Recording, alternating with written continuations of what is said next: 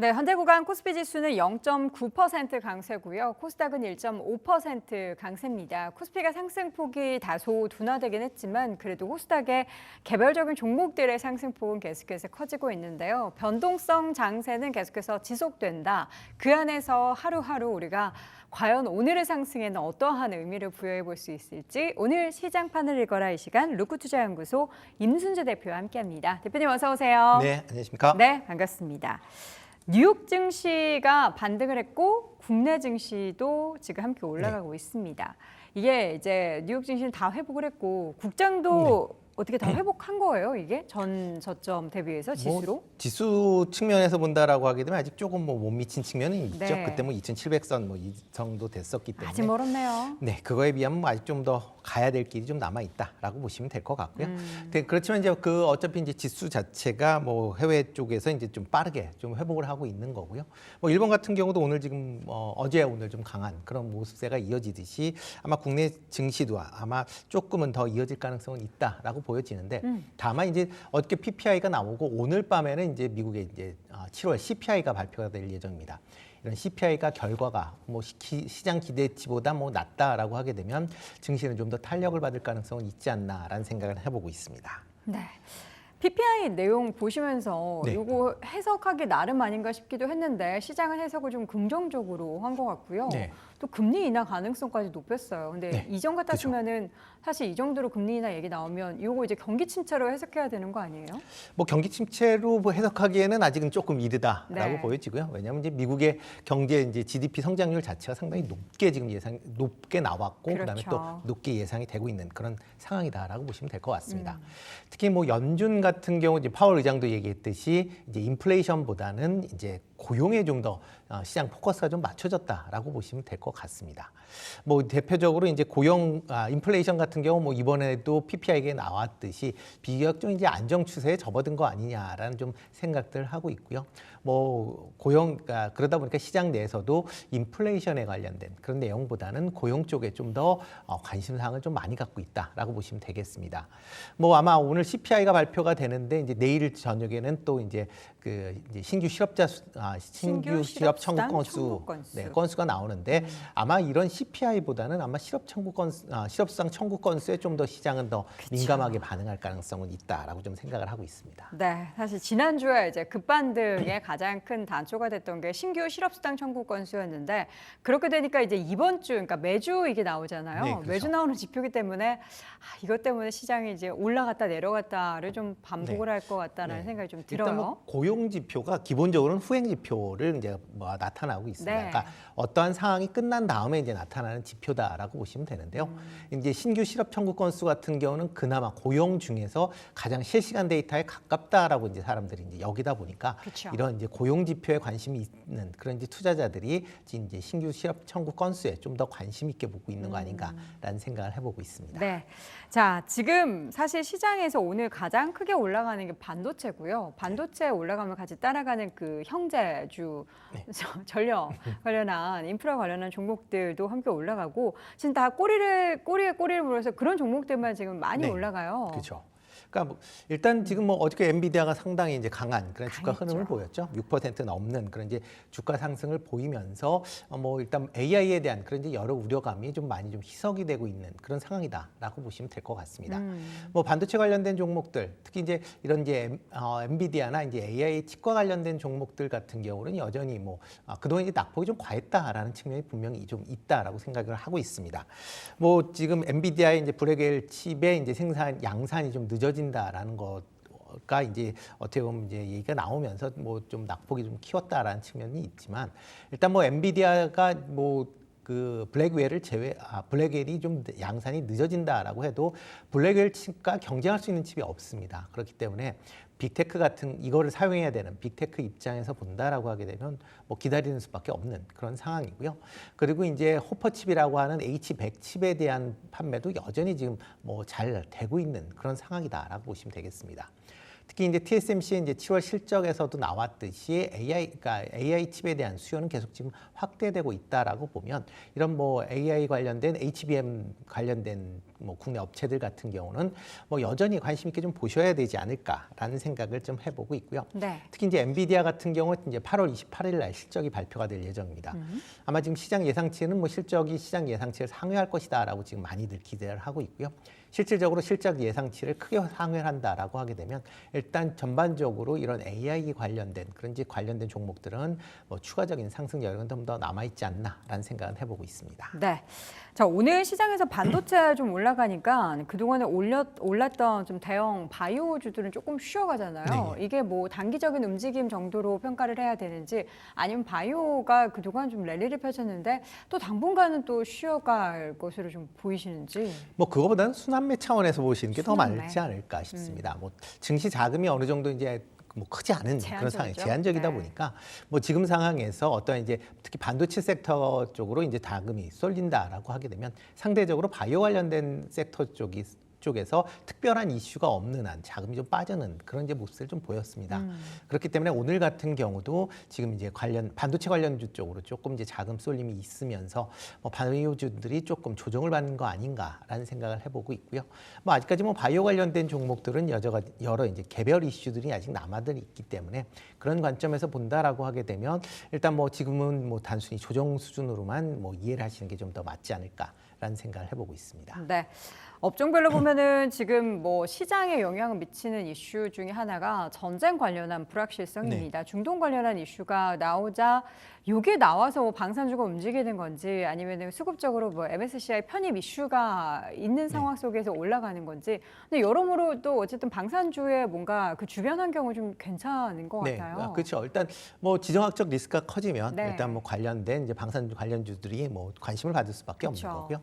다만 이제 국내 업체들 같은 경우는 뭐 이렇게 이제 지정학적 리스크가 올라가면 직접적인 수혜보다 이제 간접적인 수혜를 받고 있다라고 보시는 게 맞지 않을까 싶습니다. 뭐 해당 국가에 직접 뭐 공격용 무기를 팔고 있지는 않기 때문에 어차피 이제 주변 국가들의 뭐 이제 방위비가 이제 증가하고 하게 되는 거고요. 그러다 보면 관련된 주변 국가들의 이런 관련된 방산 무기를 판매하는 게 이제 국내 업체들의 주요 내용이다라고 보시면 되겠습니다. 뭐 중동 관련된 부분보다 이제 우크라이나 관련된 부분이 좀 더 방산 관련주 쪽에는 좀 더 크게 영향을 미칠 가능성은 있다라고 생각이 되고 있는데요. 특히 국내 업체들이 지금 수출이 주력으로 지금 수출하고 있는 지역이 폴란드나 루마니아와 같은 이제 동구 유럽 지역에 이제 수출이 좀 집중화되고 있는 그런 모습을 보이고 있습니다. 우크라이나와 러시아의 이제 전쟁이 좀 불붙는다라고 하게 되면 또 주변 국가들의 이제 군비 확장에 대한 부분이 다시 이제 부각이 될 가능성은 좀 있다라고 보여지고요. 일단 방산주 관련된 종목들은 기본적으로 수출이 잘 되고 있기 때문에 2분기 실적이 상당히 좋게 나오고 있는 그런 상황입니다. 이런 이제 실적이 좋게 나오고 있기 때문에 그런 부분이 지금 주가에 좀 반영이 되고 있다라고 보여지고요. 아마 하반기 이후에도 수주가 계속 이어진다라고 하게 되면 주가의 상승세는 지금 좀 더 이어질 가능성은 충분히 있다라고 좀 생각을 하고 있습니다. 그렇기 때문에 뭐 관련된 방산주들은 뭐 그런 측면에서 좀 보시면 어떨까라는 생각을 좀 해보고 있습니다. 네.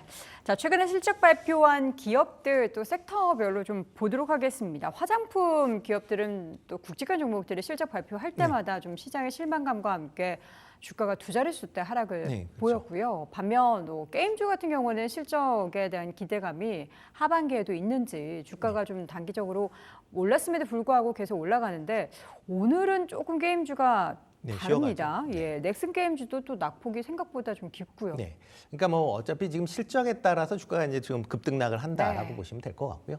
화장품 관련된 종목들은 지금 시장에서 실적이 상당히 이제 좋을 것이다라고 예상을 했었는데 그쵸. 그 시장 예상치 그렇다라고 하게 되면 시장 예상치를 좀 상회하는 그런 이제 어떻게 실적을 원했었다라고 보시면 될 것 같은데 실질적으로 발표하고 있는 거 보면 실적을 이제 비트하거나 아니면 실적에 좀 못 미치는 그런 이제 모양새를 보였습니다. 특히 실적에 못 미치는 그런 이제 종목들 같은 경우에는 관련돼서 뭐 낙폭이 좀 크게 좀 나타났다라고 보시면 될 것 같고요. 네. 뭐 대표적으로 뭐 아모레퍼시픽이나 이제 코스맥스 같은 경우는 실적 발표한 이후에 뭐 두 자릿수 이상의 급락세를 보였다라고 보시면 될 것 같습니다.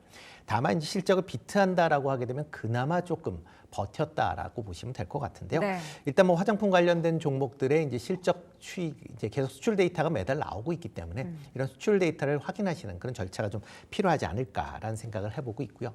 뭐 화장품 관련주들이 이제 이런 그 높은 기대감을 일단은 지금 뭐 충족을 못했기 때문에 단기적으로는 아마 박스권 행보세 아니면 추가적인 하락은 조금 불가피하지 않을까라는 생각을 좀 해보고 있습니다.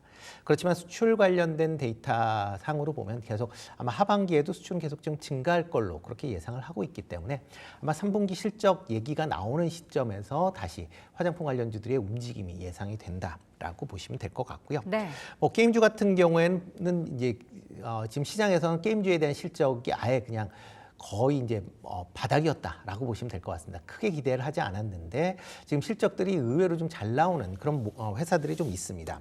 대표적으로 뭐 넷마블이나 어저께 이제 실적이 발표된 크래프톤 같은 경우는 시장 예상치를 좀 상회하는 그런 모습을 보였습니다. 특히 크래프톤 같은 경우는 4분기 연속 지금 시장 예상치를 상회하는 그런 이제 실적을 이제 보였다라는 게 어떻게 보면 투자자 입장에서 보면 상당히 좀 긍정적으로 영향을 미쳤다라고 보시면 될 것 같고요. 특히 뭐 국내 그 게임 업체들이 좀 취약한 부분이다라고 하는 PC나 콘솔 관련된 부분에 게임 성장률, 트래픽 증가가 상당히 좀 긍정적으로 좀 반응을 했다라고 보시면 될 것 같고요. 네. 이에 따라서 증권사들의 크래프톤에 대한 이제 목표 주가를 이제 상향 조정을 했다라는 것도 크래프톤 입장에서 보면 뭐 오늘은 조금 조정을 받고는 있지만 좀 관심 있게 보셔야 되지 않을까라는 생각을 해보고 있습니다. 네. 특히 이제 하반기 게임 회사들은 이제 신작 게임에 대한 부분들이 계속 좀 나올 걸로 예상이 되고 있고요. 특히 이제 다음 주에 이제 유럽 최대 게임 쇼인 게임스컴 2024가 이제 개최가 되는데요. 뭐 관련된 뭐 신작을 지금 가서 소개하는 그런 기업 중심으로는 한 번씩 좀 관심 있게 보시면 뭐가 필요가 있지 있어요? 않을까 싶습니다. 지금 나오는 게 지금 크래프톤 같은 경우는 다크앤디커 모바일이라고요. 게임 안 하시는군요.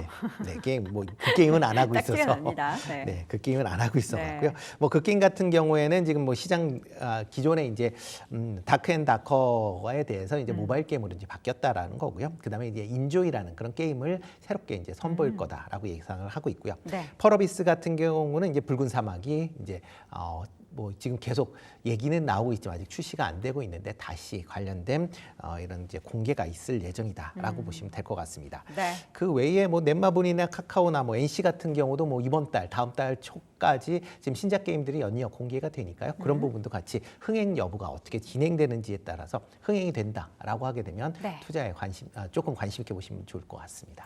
간단하게 저 오늘 실적 발표 여기 나왔으니까 네. 엔터주 얘기 좀 해주세요. 네. 오늘 JYP 엔터가 좀 실적 발표하고 나서 좀 크게 하락하잖아요. 네, 그렇죠. 엔터주 뷰 어떻습니까? 일단 뭐 엔터 관련된 종목들은 이제 기대감이 좀 컸었는데 일단 올 상반기는 부진할 것이다라고 시장에서 대부분 예상을 한 그런 상황입니다. 네. 뭐 그 와중에 이제 JYP 엔터 같은 경우는 이제 어닝 쇼크의 수준의 지금 실적 부진이 이제 기록을 해서 그렇죠. 좀 큰 폭으로 하락을 보였고요. 아마 지금 상황에서 엔터주들의 실적이 지금 뭐 하반기 된다라고 해서 쉽게 개선되기까지는 조금 더 시간이 걸릴 가능성은 있어 보입니다. 그러니까 아마 하반기 후반, 그러니까 이제 한 4분기 정도 돼야 아마 그 실적 같은 게 조금 개선세가 나타날 가능성은 있다라고 보여지고요. 그렇다라고 하게 되면 엔터 관련된 종목들은 일단은 지금은 좀 조심하셔야 되지 않을 때가 아닌가라는 생각은 해보고 있습니다. 지금 엔터주의 모멘텀이 이뤄진 원인이 뭐예요? 지금 뭐 음반 판매가 적어지는 건가요? 아니면 뭐 가수들이 뭐 해외에서의 매출 줄어드나요? 지금 보면은 뭐 해외 월드 투어도 굉장히 많이 그렇죠. 하고 그러니까 하는데. 대형 이제 보면 이제 그 대형 기획사 중심으로 보면 이제 관련된 해외 매출들이나 아니면 국내 음반 관련돼서 이제 꾸준히 증가를 보이는데 네.